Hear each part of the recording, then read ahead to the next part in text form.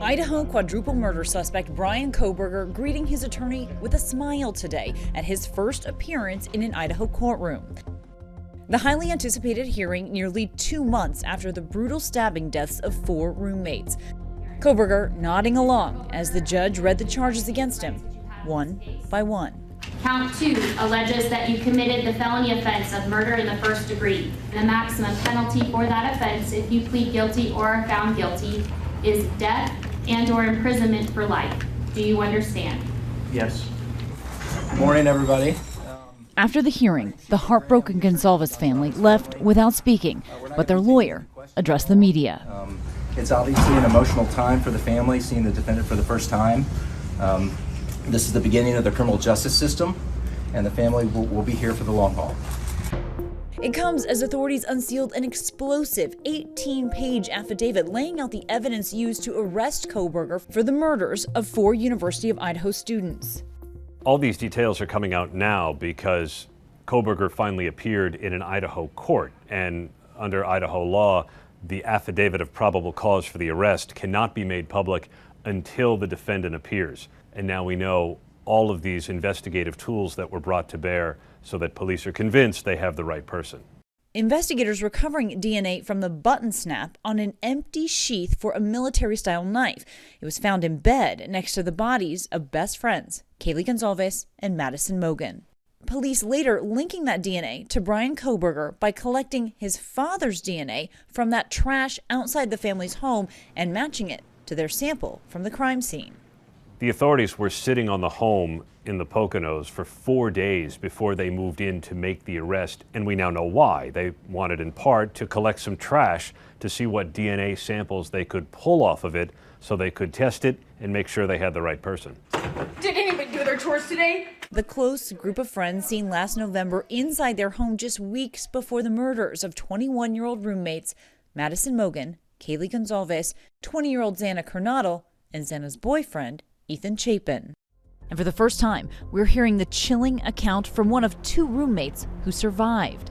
She was on the same floor as 2 of the victims who were killed, Xana Kernodle and Ethan Chapin, telling police she was woken by a noise at 4 a.m., hearing Kaylee say something like, "There's someone here." Then she heard crying from Xana's room, followed by a male voice saying, "It's okay, I'm going to help you." She opened her door and stood frozen as a man wearing black clothing and a mask that covered the person's mouth and nose walking towards her.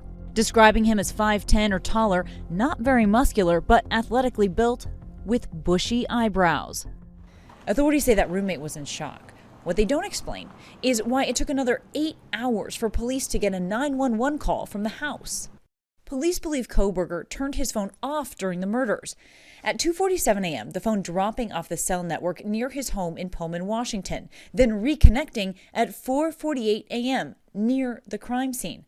Police mapping out his likely route to the house. They say cell phone data also shows Kohberger was near the victim's home at least a dozen times before the murders.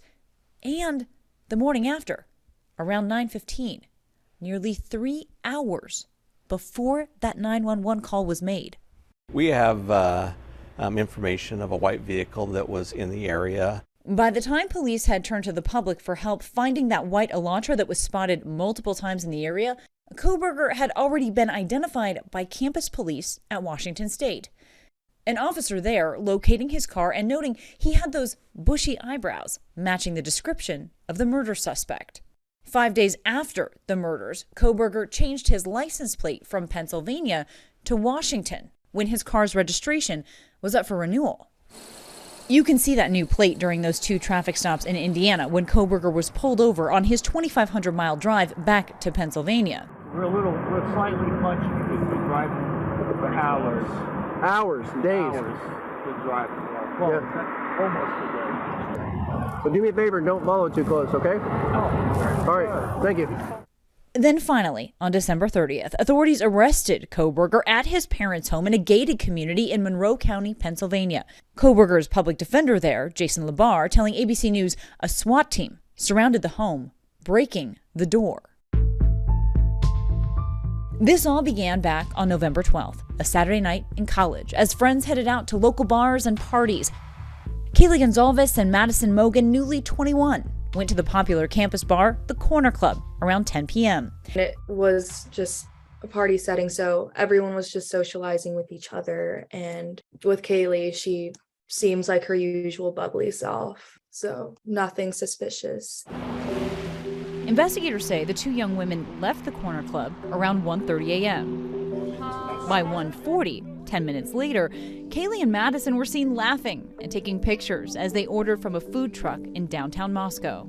I could just tell just by her body language that she was definitely feeling pretty good, and I wish I could have been there and given them a hug. At 1:56 a.m., the pair arrived home, getting a ride from what Steve described as a sorority-designated driver service. According to authorities, their roommate, Xana Kernodle, and her boyfriend, Ethan Chapin, were at a fraternity party earlier that same night, but also returned to that off-campus home by 1:45 a.m. I hope people understand how all these kids that were a part of this were doing everything right. And they were going to be the type of people that you wanted to be your neighbor. Authorities revealing today Xana received a DoorDash order around 4 a.m. and that the murders happened within the next 25 minutes, but their bodies not discovered for another 8 hours. Some had defensive wounds, and each had been stabbed multiple times. The suspect had been studying for his PhD in criminology at Washington State University. He had worked as a teacher's assistant there until the end of the semester, a month after the murders. Police searching his apartment in Pullman, a 15-minute drive from the crime scene in Moscow. Recent students of his speaking out, one saying his appearance changed around the time of the murders. He looked a little bit more disheveled. He had like some stubble coming on. His hair was a little, messed up or whatever. I remember seeing him and thinking like, oh man, finals must be really getting to him. And according to the affidavit, DNA was key in placing Kohberger at the scene. We can reverse engineer anyone's identity based on who they share DNA with. Cece Moore is a genetic genealogist who pioneered the technologies used to investigate genealogy and says she has worked with law enforcement to solve more than 250 criminal cases. When you perpetrate this type of incredibly violent crime, it's virtually impossible not to leave your DNA behind. Today's affidavit, a starting point. One thing we should be listening for is whether police can establish a motive. Will we ever learn why Bryan Kohberger decided allegedly to kill these 4 college students? The affidavit doesn't make clear, and police so far haven't said. Hi everyone, George Stephanopoulos here. Thanks for checking out the ABC News YouTube channel. If you'd like to get more videos, show highlights, and watch live event coverage, click on the right over here to subscribe to our channel, and don't forget to download the ABC News app for breaking news alerts. Thanks for watching.